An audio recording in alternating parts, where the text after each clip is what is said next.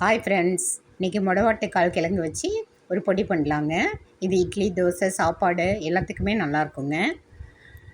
மொடவாட்டு கால் கிழங்கு 4000 நோய் குணப்படுத்துன்னு சொல்கிறாங்க. இது கை கால் வலி, மூட்டு வலி, இடுப்பு வலி எல்லாத்துக்குமே நல்லா கேட்குங்க. இது எப்படி பண்ணலான்னு பார்க்கலாங்க. இப்போ கடலைப்பருப்பு ஒரு 30 கிராம் எடுத்துக்கிட்டோங்க. கருப்பு உளுந்து ஒரு 30 கிராம் எல்லாம் எடுத்து வெறும் வாணலில் வறுத்துக்கலாங்க. வறுபட்டுருச்சுங்க, இதை எடுத்துடலாம். இல்லை பாசிப்பருப்பும் துவரம்பருப்பும் 30 கிராம் மொத்தம் 60 கிராம் எடுத்துருக்குறேங்க. இதையும் வறுத்துக்கலாம்.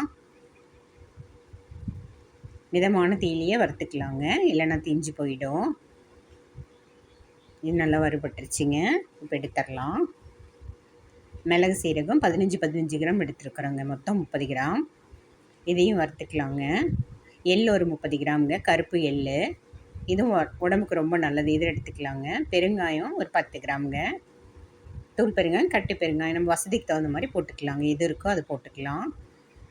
வரமல்லி ஒரு 10 கிராம் எடுத்துருக்குறோங்க.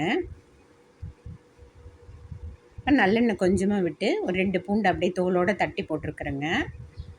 அதை வறுத்த பின்னாடி ஒரு 10 வரமிளகாய் சேர்த்துக்கலாங்க. உப்பு ஒரு 20 கிராம், கல் உப்புங்க, அதையும் எடுத்துக்கலாம்.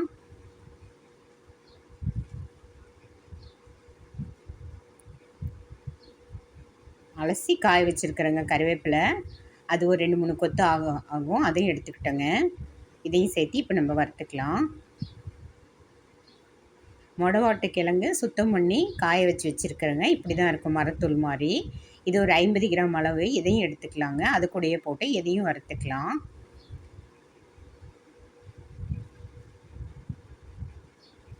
இந்த பெரட்டி விட்டோமா நல்லா எல்லா பக்கமும் வறுபட்டுருங்க. பொருளெல்லாம் தனித்தனியாக வறுத்து எடுத்து வச்சுட்டோங்க. இது கொஞ்சம் ஆறட்டும். இப்போ நம்ம இதெல்லாம் ஒட்டுக்கா கலந்துக்கலாங்க. எல்லாம் ஆறின பின்னாடி நம்ம மிக்சியில் போட்டு 2 டைமாக அரைச்சிக்கலாங்க. நம்மளுக்கு கொரகொரப்பாக வேணாலும் அரைச்சிக்கலாம், நைஸாக வேணாலும் அரைச்சிக்கலாங்க. இது கால் வலிக்கு நான் ஏற்கனவே செஞ்சு சாப்பிட்டேங்க, ரொம்ப நல்லா இருந்தது. அதனால தான் இது உங்களுக்கு யூஸ் ஆகட்டும்னு இந்த வீடியோ போட்டேன். Thank you friend.